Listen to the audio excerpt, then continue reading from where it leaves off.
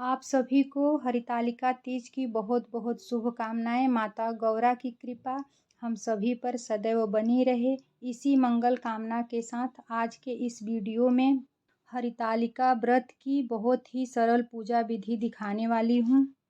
भादव महीने में शुक्ल पक्ष तृतीया तिथि को हरितालिका तीज का त्यौहार मनाया जाता है। इस दिन सुहागन स्त्रियां अपने सौभाग्य को अखंड रखने के लिए, कुंवारी कन्या अच्छे घर बर के लिए यह व्रत करती हैं। इस दिन माता गौरा के साथ शिव परिवार का पूजन किया जाता है। वैसे तो हरितालिका तीज के दिन मिट्टी का शिव परिवार बना के पूजन करने का विशेष महत्व है। अगर किसी कारण आपके पास समय नहीं है तो शिव परिवार का फोटो रख के आप पूजन कर सकते हैं। तो पूजा के लिए मैंने चौकी लगा लिया है। चौकी पे पीले रंग का आसन बिछा दिया है। यह पूजा मेन सुहाग के लिए है, तो 16 श्रृंगार करके ही यह पूजा करें। यह पूजा प्रदोष काल में किया जाता है। शाम के समय ऐसा चौकी लगा लें और गंगा जल और जल से पहले शुद्ध कर लें। चौकी को शुद्ध करने के बाद आसन के लिए हमें चावल का आसन देना है। आप फूलों से भी आसन दे सकते हैं। शिव परिवार पूजन करने के लिए हमें एक ऐसा फोटो लेना है जिसमें उनका पूरा परिवार हो, तो फोटो को हम विराजमान करेंगे। अब यहाँ हम थोड़े से अक्षत डाल के अष्टदल कमल की आकृति बनाएंगे। हरितालिका तीज में आप कलश स्थापना जरूर करें। आप अपने हिसाब से चौकी को सजा सकते हैं। अब हमें कलश स्थापना के लिए एक कलश चाहिए। पीतल का या तांबे का, जो भी आपके पास कलश है आप ले सकते हैं। कंठ में मौली लपेटेंगे। मैंने यहाँ कलश को गंगा जल और शुद्ध जल से भर लिया है। उसके बाद सिक्का, सुपारी, हल्दी, कुमकुम, फूल, अक्षत जो भी कलश में पड़ता है हम उसको डाल लेंगे। कलश पे लगाने के लिए हमें आम का पत्ता चाहिए। आप 5 या 7 ले सकते हैं और आम के पत्ते को हल्दी और कुमकुम से सजा लें। इस तरह से हमने आम के पत्ते को हल्दी और कुमकुम से सजा लिया है। उसके बाद हम कलश पे इसको रख लेंगे। चावल से भरा एक पात्र लेंगे कलश पे रखने के लिए। अब इस तरह से हम कलश पे रख लेंगे। कलश स्थापना हो गया है। कलश पे हम हल्दी या कुमकुम से स्वास्तिक बनाएंगे। स्वास्तिक जो है वो बहुत ही शुभ माना गया है, तो आप इस प्रकार से स्वास्तिक बना लें। अब हम दीप प्रज्वलित करेंगे।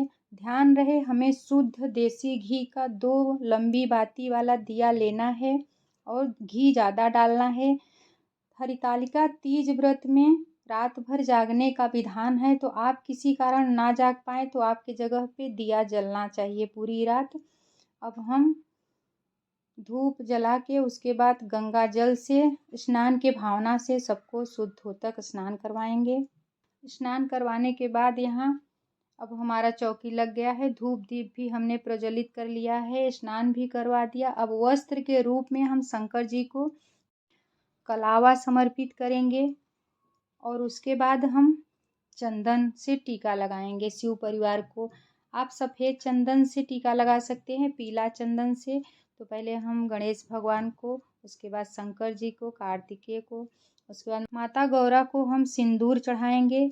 माता गौरा को लगाने के लिए आप नया सिंदूर लाएं। अपना भी शादी का सिंदूरा जरूर लाएं माता रानी से सुहाग लेने के लिए, और माता रानी को चढ़ाने के लिए आप नया सिंदूर लाएं। और गणेश भगवान को आप सिंदूर चढ़ा सकते हैं। अब हम वस्त्र की भावना से माता गौरी को चुनरी चढ़ाएंगे। माता गौरी को चुनरी चढ़ाएंगे। उसके बाद हम हल्दी से तिलक करेंगे। गणेश भगवान को हल्दी से तिलक करेंगे।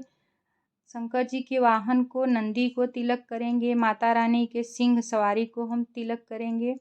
उसके बाद दीप को तिलक करेंगे, फूल चढ़ाएंगे। जो भी आपके पास सुगंधित पुष्प है भोलेनाथ को चढ़ाएं। बेलपत्र लेंगे। बेलपत्र पे हम चंदन की बिंदी लगाएंगे। आप अपनी मनोकामना लिख के भी भोलेनाथ को समर्पित कर सकती हैं। ओम श्री शिवाय नमस्तुभ्यम लिख सकती हैं।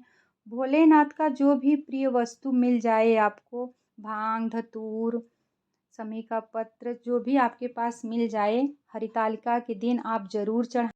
हरतालिका तीज व्रत माता गौरा ने शंकर जी को पति रूप में पाने के लिए वन में तप कर रही थी और उनकी सखियों ने उनको अगवा कर लिया था। इसके लिए यह व्रत हरितालिका के नाम से जाना जाता है। भोलेनाथ को समीपत्र और अपराजिता का पुष्प समर्पित करेंगे। हरितालिका के दिन कनेर का पुष्प और अपराजिता का पुष्प मिले तो आप ज़रूर चढ़ाएं भोलेनाथ को। उसके बाद हम फल समर्पित करेंगे भोलेनाथ को। श्रीफल ज़रूर चढ़ाएं, खीरा ज़रूर चढ़ाएं, फूल और फल हम भोलेनाथ को समर्पित करेंगे। माता गौरा ने वन में मिलने वाली फल और फूल चढ़ा के भोलेनाथ को प्रसन्न किया था।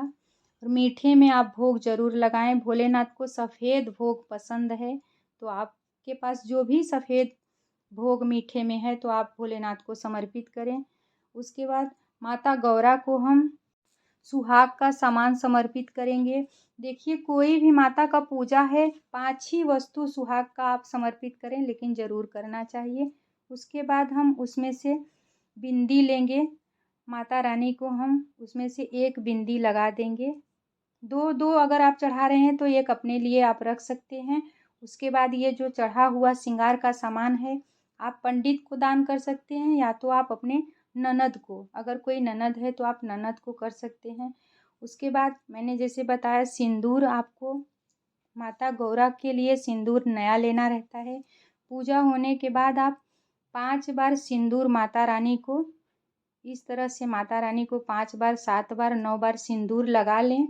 उसके बाद आप अपने सिंदूरा में, ये नया सिंदूर है, आप दान करेंगे। अपने सिंदूरा में जितनी बार आप सिंदूर लगाई हैं उससे 3 बार कम आपको लेना है अपने सिंदूर में। इसको सुहाग लेने की विधि बोलते हैं। तो ये आप अपने सिंदूर में ज़रूर लें और माता रानी से आशीर्वाद लें इस तरीके से।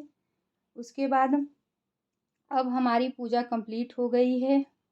भोलेनाथ को हम अब फूल और अक्षत लेके हम हरितालिका तीज व्रत का कथा सुनेंगे। हमें ऐसे ही कथा नहीं सुनना चाहिए। आप कथा सुनने के बाद फूल समर्पित कर देंगे। यह हरितालिका का व्रत पूरे दिन निराहार निराजल रह के यह व्रत किया जाता है। कभी भी यह व्रत छोड़ा नहीं जाता। अब यहाँ हम कपूर आरती कर लेंगे। आप चाहे तो घी का भी दिया जला सकते हैं, घी से भी आप आरती पढ़ सकते हैं। आप कोई भी शंकर जी का, माता गौरा का जो आरती आपको याद है आप पढ़ के आरती कर ले। यहाँ आरती होने के बाद हम जल में फूल के सहायता से हम इस तरीके से 3 बार आचमन करेंगे। आचमन करने के बाद हम हाथ जोड़ के भगवान शंकर से आशीर्वाद लेंगे। आरती लेंगे 3 बार हम इस तरीके से। आरती लेने के बाद हम दक्षिणा चढ़ाएंगे। पूजा में रही कमियों को दूर करने के लिए दक्षिणा चढ़ाया जाता है, तो हमें दक्षिणा ज़रूर चढ़ानी चाहिए। इस तरीके से हमारा पूजा कंप्लीट होता है। अब हमें शंकर जी और माता गौरी से आशीर्वाद लेना है हाथ जोड़ के। हे माता रानी, हमारे ऊपर आशीर्वाद बनाए रखना, हमारे सौभाग्य को अखंड रखना, हमारे परिवार के ऊपर आशीर्वाद बनाए रखना। यह हरितालिका तीज व्रत का सरल पूजा विधि आपको कैसा लगा कमेंट में ज़रूर बताएं। मेरे साथ जुड़े रहने के लिए चैनल को सब्सक्राइब कीजिए।